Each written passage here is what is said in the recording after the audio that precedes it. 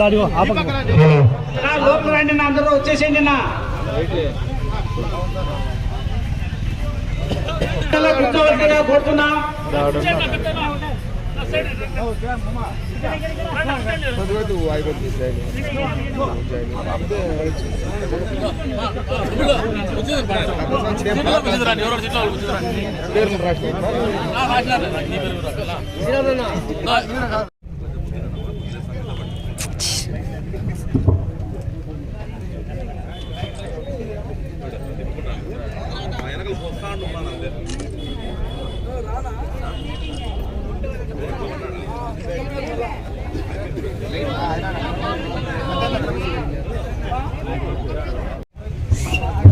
సోదరుడు నరసింహులతో పాటు మరికొన్ని కుటుంబాలు తెలుగుదేశం పార్టీలో చేరుతున్నటువంటి సందర్భంగా ఏర్పాటు చేసినటువంటి కార్యక్రమానికి అధ్యక్షత వహించినటువంటి సోదరులు పెద్దలు నాయకురామన సంఘం ఉపాధ్యక్షులు శ్రీరాములన్న గారికి, అదే రకంగా వేదిక మీద ఉన్నటువంటి సోదరులు గంగరాజన్న గారికి, కృష్ణమూర్తి అన్న గారికి, రామచంద్ర నాడన్న గారికి, భాస్కర్ గారికి, కదిరప్పన్నకి, సోదరుడు పట్టణాధ్యక్షుడు ఇర్ఫాన్ గారికి, సోదరులు అహ్మద్ అలీ భాయ్ గారికి, రమణ గారికి, సుధాకర్ గారికి,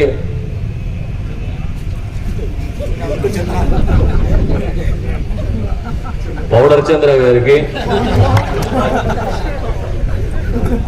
విచ్చేసినటువంటి వీవర్స్ కాలనీ సోదర సోదరిమణులకి, తెలుగుదేశం పార్టీ మహిళా సోదరిమణులకి అందరికి కూడా పేరు పేరున నమస్కారాలు తెలుపుకుంటూ, బాగా సుదీర్ఘమైన ఉపన్యాసం చెప్తూ వచ్చినాడు శ్రీరాములన్న, కోరిక తీర్చేసుకున్నాడు, మీటింగ్ పెట్టుకుని బాగా మాట్లాడాలనుకున్నాడు, మాట్లాడేసినాడు.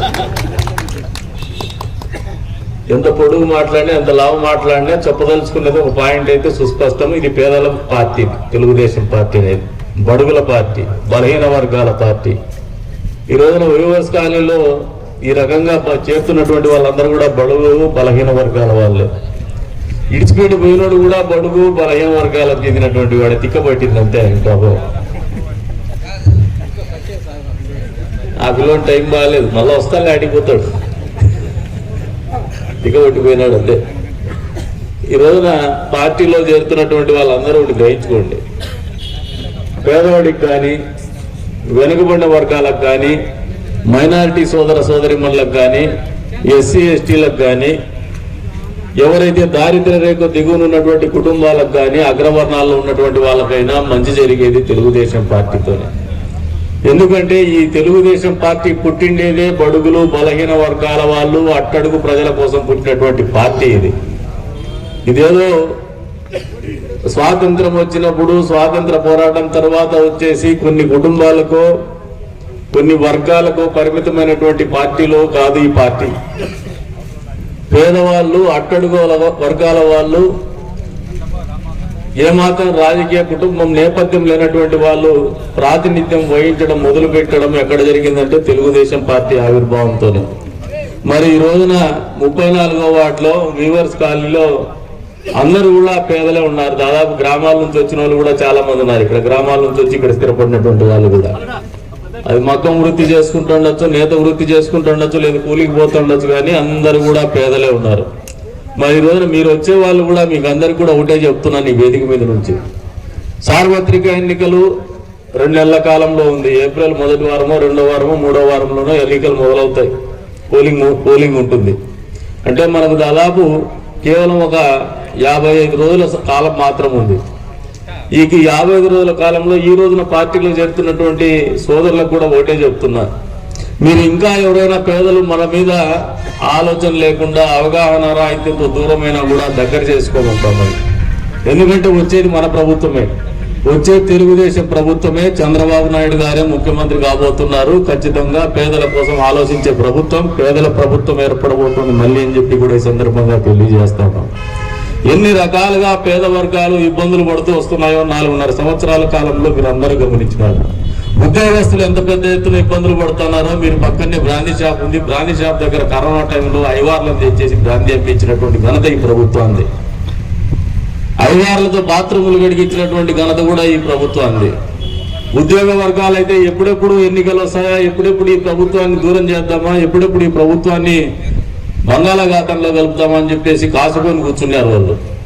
వ్యాపార వర్గాలు అయితే ఒకసారి ఆలోచన చేసుకోమంటాను, ఎక్కడ కూడా భద్రత లేనటువంటి పరిస్థితులు, వ్యాపార వర్గాలు కూడా సంతోషంగా లేవు. అదే రకంగా కార్మిక సంఘాలు, భవన నిర్మాణ కార్మికులైతే ఇసుక ఉచితంగా గత ప్రభుత్వ హయాంలో చంద్రబాబు నాయుడు గారు ఇచ్చేటువంటి పరిస్థితుల్లో ముఖ్యమంత్రిగా ఆయన ఉన్నప్పుడు చూస్తే, ఈ రోజున జగన్మోహన్ రెడ్డి ఇసుక పాలసీ తీసుకొచ్చేసి దాని ద్వారా డబ్బులు సంపాదించుకొని ఇసుక అనేది బంగారంతో సమానంగా రేటు పెరిగినటువంటి పరిస్థితులు ఈ రాష్ట్రంలో నెలకొన్నాయి. తద్వారా భవన నిర్మాణ కార్మికులకు పనులేనటువంటి పరిస్థితులు వచ్చినాయి. నిత్యావసర వస్తువుల ధరల గురించి చెప్తే సోదరుడు ఇందాక చెప్తా ఉన్నాడు, ఏది కొనేటట్టు లేదని చెప్పేసి. పాపం ఒక వడలు వేసుకుని న్యాయమని అడిగినారు, ఏమ్మా అమ్మఒడి వస్తుంది అంటే వస్తుంది నాయన అనింది. మన కదిర్లో కథే చెప్తానే, బయటది కూడా కాదు, నిజామలి కాలనీలో. మరి అమ్మఒడి వస్తుంది కదమ్మా, ఈ ప్రభుత్వం బాగా చేసిందా అంటే, ఏం బాగా చేసింది అమ్మఒడి ఇస్తుంది, 13,000 ఇస్తుంది, ఇంట్లో ఒకరికి ఇస్తుంది, అందరికి ఇస్తామని చెప్పి మోసం చేసినాడు. 13,000 వస్తుంది. నేను వడలేసుకొని పని చేసుకుంటా అంటాను. నూనె రేటు పెరిగింది, శనగపిండి రేటు పెరిగింది, గ్యాస్ రేటు కూడా పెరిగిపోయింది. ఇవన్నీ కూడా పెరిగిన తర్వాత మామూలుగా రూపాయికి 6 వడలు ఇస్తా అంటే ఇప్పుడు రూపాయికి 4 వడలు అమ్ముతాండ. నా మొగుడేమో బేల్దారి పని చేస్తా అంటే బేల్దారి పని చేసుకునే కూడా ఊర్లో పనులు దొరకడం లే. పక్కన ఆడ మొలకల చెరువులోకి వేసి అప్పుడప్పుడు కొంచెం ఎప్పుడో ఒకసారి, అది కూడా అక్కడ కూడా పూర్తి స్థాయిలో పనులు లేవు, అప్పుడప్పుడు పనులకు పోతాను. ఇవన్నీ లెక్కలేసే అమ్మఒడి పేరు మీద వచ్చే 13,000 పోతే నాకు 30,000 రూపాయలు బొక్కపడతా ఉంది సంవత్సరంలో అని చెప్పేసి ఆయన చెప్పుకొని వస్తుంది. అంటే పేద ప్రజల్ని మోసం చేస్తున్నటువంటి ప్రభుత్వం ఇది. మీరు అంతేకాకుండా మందుబాబులు పక్కనే చూస్తుంటారు పాపం బ్రాందీ షాపుల దగ్గర. జగన్మోహన్ రెడ్డి గారు గత సార్వత్రిక ఎన్నికల సందర్భంగా వచ్చే ఎన్నికల నాటికి మద్యపాన నిషేధం చేయకుండా నేను ఓటు అడగను, ఎన్నికల్లో పోటీ చేయనని మాట్లాడినటువంటి జగన్మోహన్ రెడ్డి ఈ రోజున ఎన్నికల్లో అభ్యర్థుల్ని మార్చి మళ్ళీ ముందుకు వస్తానంటే మాట దిప్పను మడమ దిప్పను అని ప్రగల్భాలు పలికినటువంటి జగన్మోహన్ రెడ్డి గారి పద్ధతులను ఒకసారి అర్థం చేసుకోమంటున్నాను అందరినీ కూడా. అంతేకాదు, ఈరోజు తెలుగుదేశం పార్టీ 4.5 సంవత్సరాల కాలంలో పేదవాళ్ళు ఇబ్బందులు పడ్డారనే ఆలోచనతోనే, మహిళా మనులు ఇబ్బంది పడ్డారనే ఆలోచనతోనే భవిష్యత్తు గ్యారంటీ పేరు మీద 6 పథకాలను ప్రకటించినటువంటి పరిస్థితులు మీరందరూ అవగాహన చేసుకోమంటున్నాను. ఒకటేమంటే ఆర్టీసీ బస్సులో మా అక్క చెల్లెమ్మలకు అందరికి కూడా, అమ్మ పిన్నమ్మలకి పెద్దమ్మలకు కూడా ఉచితంగా బస్సు ప్రయాణం.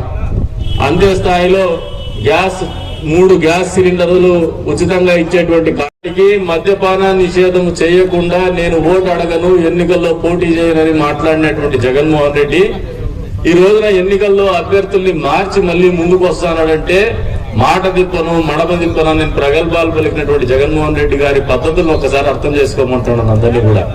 అంతేకాదు, ఈరోజు తెలుగుదేశం పార్టీ 4.5 సంవత్సరాల కాలంలో పేదవాళ్ళు ఇబ్బందులు పడ్డారనే ఆలోచనతోనే, మహిళా మనులు ఇబ్బంది పడ్డారనే ఆలోచనతోనే భవిష్యత్తు గ్యారంటీ పేరు మీద 6 పథకాలను ప్రకటించినటువంటి పరిస్థితులు మీరందరూ అవగాహన చేసుకోమంటున్నాను. ఒకటేమంటే ఆర్టీసీ బస్సులో మా అక్క చెల్లెమ్మలకు అందరికి కూడా, అమ్మ పిన్నమ్మలకి పెద్దమ్మలకు కూడా ఉచితంగా బస్సు ప్రయాణం. అంతే స్థాయిలో 3 గ్యాస్ సిలిండర్లు ఉచితంగా ఇచ్చేటువంటి కార్యక్రమం. తల్లికి వందనం అనే పేరు మీద చదువుకుంటా అనేటువంటి ఎంతమంది పిల్లలు చదువుకుంటా అంటే అంతమంది పిల్లలకు కూడా 15,000 రూపాయలు డబ్బులు ఇచ్చేటువంటి కార్యక్రమం. అంతే స్థాయిలో రైతాంగం కూడా ఈ 4.5 సంవత్సరాల కాలంలో ఈ ప్రభుత్వ హయాంలో ఇబ్బంది పడినటువంటి పరిస్థితులను గమనించినటువంటి చంద్రబాబు నాయుడు గారు రైతులకు సహాయం అందించాలనే ఆలోచనతోనే పంట వేసుకోవడానికి 20,000 రూపాయల ఆర్థిక సహాయం అందించేటువంటి కార్యక్రమాలు ప్రకటించినారు. అదే రకంగా చదువుకున్నటువంటి పిల్లలు ఈ రోజున ఎన్నికల్లో మేము గ్రామాల్లో తిరుగుతున్నా, పట్టణాల్లో తిరుగుతున్నా, మా వెంట హుషారుగా కసిగా పనిచేయడానికి ముందుకు వస్తుండేది ఎవరంటే యువతరం వస్తా ఉంది, యువకులు వస్తా ఉన్నారు. యువకులు పెద్ద ఎత్తున ఒక ఆశతో ఈ ప్రభుత్వాన్ని మార్చాలనే కసితో ఆలోచన చేస్తున్నటువంటి పరిస్థితులు గమనిస్తా ఉన్నారు. ఎందుకంటే చదువుకున్నటువంటి నిరుద్యోగ యువకులకి ఎక్కడ కూడా ఉద్యోగాలు వచ్చేటువంటి పరిస్థితులు లేదు. ఎక్కడైనా విదేశీ విద్యకు పోవాలంటే ప్రభుత్వం తరపున సహాయం అందేటువంటి పరిస్థితులు లేదు. అదే రకంగా ముస్లిం సోదరిమణుల ఇళ్లలో గతంలో దుల్హన్ పథకం కింద డబ్బులు ఇచ్చేటువంటి కార్యక్రమం ఉంది పేద ముస్లిం కుటుంబాలకి. మరి ఈ రోజున పేద ముస్లిం కుటుంబాలకి దుల్హన్ పథకం 1,00,000 రూపాయలు చేస్తానని చెప్పినటువంటి ముఖ్యమంత్రి 4 సంవత్సరాల కాలం దాని ఊసే ఎత్తలే. 4.5 సంవత్సరముల తర్వాత దుల్హన్ పథకం పేరు మీద ప్రకటించు 10వ తరగతి చదువుకోవాలంటాడు. ఎంతమంది చదువుకుంటారు పేదోళ్ళ ఇళ్లలో 10వ తరగతి ముస్లిం కుటుంబాల్లో ఆలోచన చేయమంటున్నారు. అన్ని వర్గాలను మోసం చేసినటువంటి ముఖ్యమంత్రిని తుదముట్టించాలంటే అందరూ ఏకం కావాల్సినటువంటి అవసరం ఎంతైనా ఉందని చెప్పేసి మీ అందరికీ కూడా తెలియజేస్తా ఉన్నాను.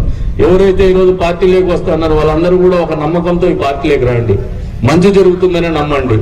మనకు మంచి జరగకపోయినా ఈ ప్రాంతానికి కావచ్చు, అవసరమైనటువంటి పేదవాళ్ళకు కావచ్చు, ఖచ్చితంగా మంచి తిరుగుతుందనే ఆలోచనతోనే ముందుకు పోదామని చెప్పేసి కూడా మీ అందరికి కూడా పిలుపునిస్తున్నాను. అంతేకాదు మీరు వైషమ్యాలు పెట్టుకోకుండా అందరూ కలిసికట్టుగా పనిచేయాలని చెప్పేసి కూడా ఈ వేదిక మీద నుంచి మిమ్మల్ని అందరినీ కూడా కోరుకుంటూ ఎప్పుడు కూడా తెలుగుదేశం పార్టీకి వీవర్స్ కాలనీ అనేది పెట్టని కోటగానే వస్తుంది. ఈసారి వన్ సైడ్ గా ఎలక్షన్ జరగాలని చెప్పేసి కూడా ఇప్పుడు ఉన్నటువంటి నాయకులకు అందరికి కూడా వీవర్స్ కాలనీ నాయకులందరికీ కూడా మనస్ఫూర్తిగా కోరుతున్నాను. ఆ అంకిత భావంతో ఆ పట్టుదలతో పనిచేయమని చెప్పేసి కూడా కోరుతున్నాను. మీ బూత్ లో వన్ సైడ్ గా ఎలక్షన్ చేసి చూపించండి. గతంలో కూడా మీరు ఏం పనులు చెప్పినా చేస్తానే వచ్చినాం మేము. భవిష్యత్తులో ఇంకా మీరు కోరేటువంటి కోరికలు మీ ప్రాంతానికి ఖచ్చితంగా తెలుగుదేశం ప్రభుత్వం ఏర్పడుతోంది. కదిర్లో కూడా మనం గెలుస్తున్నాము. ఖచ్చితంగా ప్రభుత్వంలో భాగస్వాములు అవుతాము. మీరందరూ ఏం కోరినా కూడా ఈ ప్రాంతం అభివృద్ధికి మేము కట్టుబడి ఉంటామని చెప్పేసి కూడా ఈ సందర్భంగా తెలియజేసుకుంటూ ఈ రోజున పార్టీలోకి వస్తున్నటువంటి ప్రతి ఒక్కరికి కూడా మనస్ఫూర్తిగా ఆహ్వానం పలుకుతూ అభినందనలు తెలుపుకుంటూ సెలవు తీసుకుంటున్నాను. జై హింద్, జై తెలుగుదేశం.